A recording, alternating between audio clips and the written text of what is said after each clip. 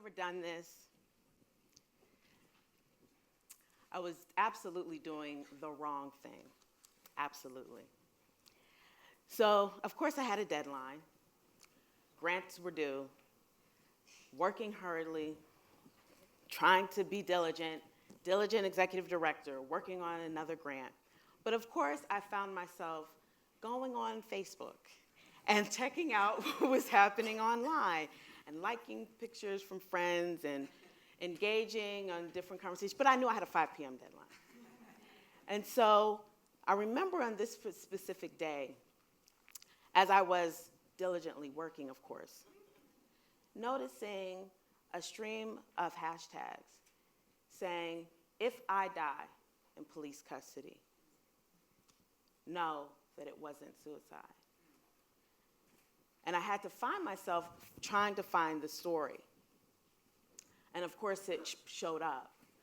And of course it was about Sandra Bland, the young woman who died in police custody, whose story we all now are more familiar with because of the power of social media and Black women organizing on those issues.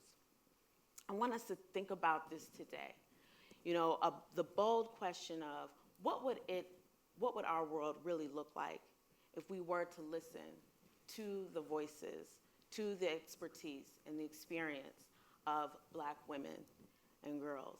And I'm going to talk really specifically about the tool of social media as one place where we can really take a look at a broad spectrum of what they're saying, what we are saying, how we are saying it, how we are moving it from social media into the real world, how we are organizing around the issues that matter, how we are making a broad and inclusive umbrella, and how we are impacting and influencing how this country understands and sees a variety of issues. Will you join me? So why is Black Girl magic? Well, we're magic because we are maximizing this tool of social media. We are talking about issues of politics, culture, and reproductive justice in real time in the ways that we do it best. We are including communities that are often underrepresented. We are engaging and asking the critical questions about if, when, how, and why it's important to talk about the issues that matter and include Black women in that conversation. We are using the virtual space to learn from each other in real time, to document what we see are things that are against our rights. We are using that space to then elevate those conversations, and we are also taking from that virtual space and using it on the ground in our organizing every day. We are inspiring each other. We are using each other's work. We are cultivating an amazing culture that is inspiring and magic. We are affirming each other, and we are also affirming each other. We are speaking up and speaking out. We are calling to the carpet those who would dare to use racism and or sexism, misogyny, and we are calling them out. We are halting and we are stopping injustice. I think about a moment that was really critical and important. Maybe you remember the George Zimmerman decision. And at that time, what a critical point in our history, the not guilty verdict. And one of the things that happened, of course, because it was one part of it, a media spectacle, was that there was a juror who actually had just signed a major book deal and was going to actually write, about her experience. And and here comes what we call Black Twitter to the rescue. And actually what that means is actually Black women. And a Black woman, young Black woman who said, actually there's something about profiting off of the death of a 17-year-old, that doesn't feel right to me. So what I'm going to do is stop it in its tracks, and I'm going to organize others to support that. And so she did. And immediately following, in a few days, that book deal didn't go through. So again, when I say we are maximizing this space, we are organizing each other, we are sharing and getting other people in the fold, this is what I mean. Again, more examples as we can see, along with organizing and political work, it's also the impact in cultural work, popular culture, media.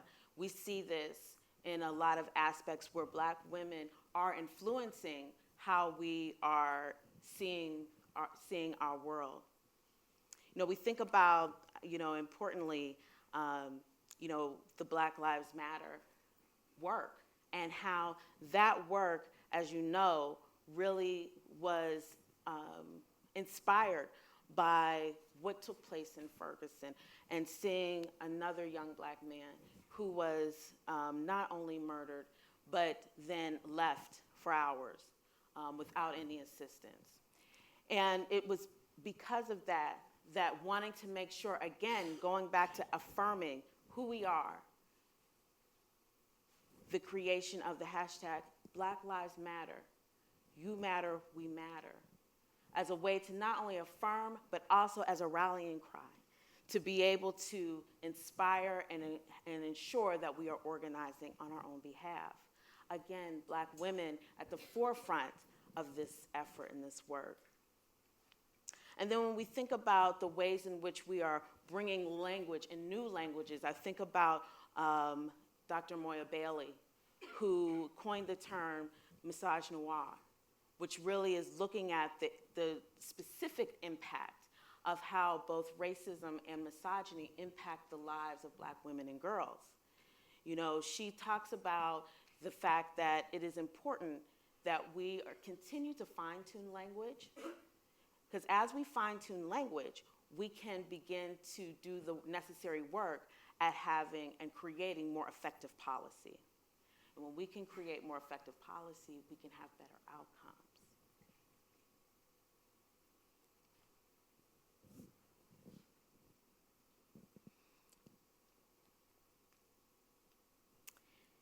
We think about some of the themes. I'm lifting up the work of Dr. Meredith Clark, who basically talks about a couple of themes that is happening in these sort of virtual conversations in these spaces. That one is about personal community. So we're all sort of connecting in some ways on relationship that's outside of Twitter. What brings us together? What makes us a community? And then building on that, on some thematic sort of modes and notes. So what does that look like? Well, we can think about, standing with Wendy Davis, which was a critical moment for many of us in the reproductive rights and justice work.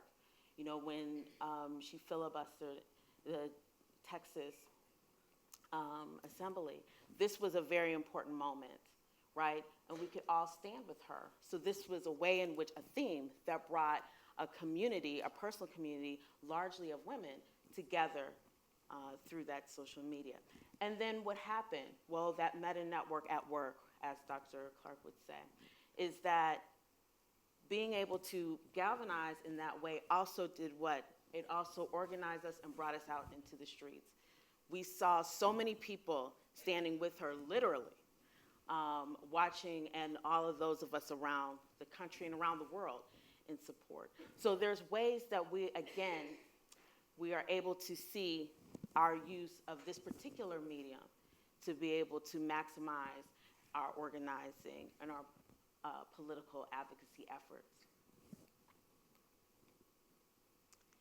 I think so much about how the work that I do with WomenEngaged, which is an organization that started in 2014 with my dear friend Margaret And Margaret is this person, vivacious, gorgeous woman who is such an active, avid communications. Her background is public relations and communications. And she, for so long, said to me, Malika, we've got to start an organization together. We've got to do this work together, and we've got to, figure out how we can maximize organizing social media in order to get more women locally working together. And I just was like, okay, well, Margaret, I'm here in front of the computer. I'm your research girl. You are the brain, so how about you figure that piece out, and I will just follow your direction. And so she then said, who we are is that. We are women engaged. And being women engaged gave us the opportunity to not only talk and engage women on the social media level, but then to take that work and begin to start conversations based on themes and then bring us together in real time. And the power of it was that what we found out was that women were really looking at ways to be able to build our collective power. But I'm so busy, but I have a lot going on, but we need to build this collective power. And so what we decided was to be able to do that, and we started our We Vote, We Rise program. And the We Vote, We Rise program really is an opportunity to allow for women and young people alike to get to sort of step their toe into political work. So they get opportunities to go out and do voter registration, voter education. We are talking to community leaders and members. We are making sure that folks are coming out and getting involved. And it's been really an exciting journey, because as we are building up this leadership within our community, we are seeing more folks invested on the local level.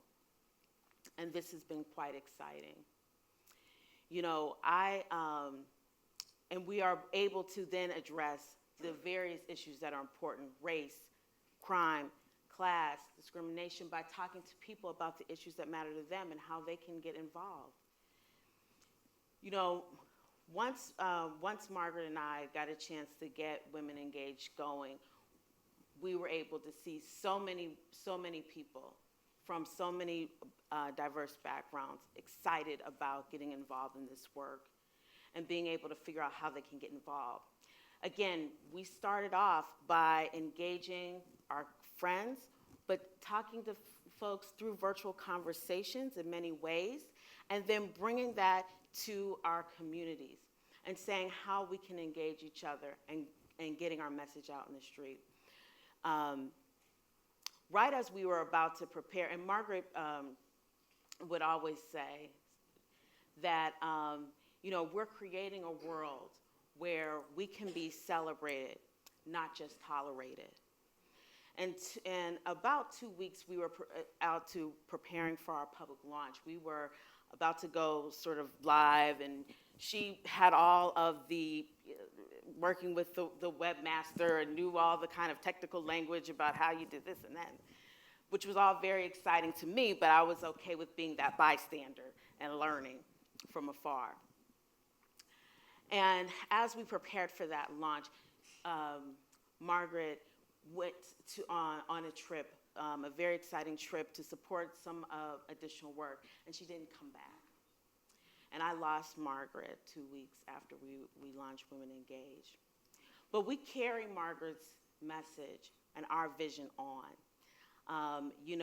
We think about her as we think about the ways in which we are connecting always our spiritual work, the work that we're doing in the virtual space, of course, with our social media, influencing each other, and then how we are not just leaving it there, but we are influencing and impacting each other on the ground in real time every day. And, I lift her up to say that Margaret was and is and continues to be Black Girl Magic. She is the spirit behind everything that we're doing, and we continue to build from her vision, our vision. And so I just want you to take a moment to just, again, think about what would it be like? What would our world really look like if we were able to utilize the tools and the learning and the knowledges that we're hearing and seeing from Black women? Who can we look at through our various social media platforms? How can we get a chance to know them and know their work? And then how can we then take that and implement it in our own work?